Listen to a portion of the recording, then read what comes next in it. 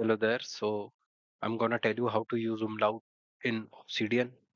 So first of all, you have to go to settings, then come here to community plugins.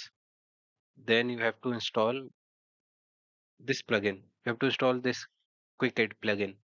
So how will you install it? Just go on browse, then click here, just install it and just make sure to enable it. Then just close it and you have to come folder section. So now what you have to do, you have to create a folder named template. Okay. Then after you create the folder, just add your umlaut symbols one by one, like I did for small a umlaut, caps a umlaut, sz, you know, or many other, special characters you can add one by one. Big umlaut, like small u umlaut, like that. So after that, you have to click settings, then scroll down, come on quick add, then you have to click here.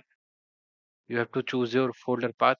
Just click here and choose the folder in which you have, saved your special characters, or you can say umlauts.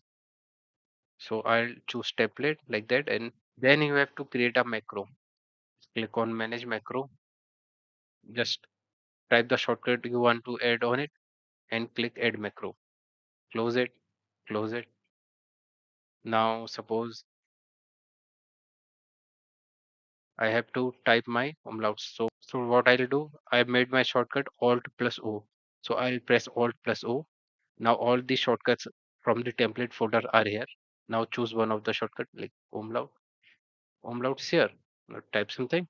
Then umlaut. Umlaut is here. So this is a very efficient way I found. So if you find this video helpful, make sure to give me a like and subscribe my channel. Thank you.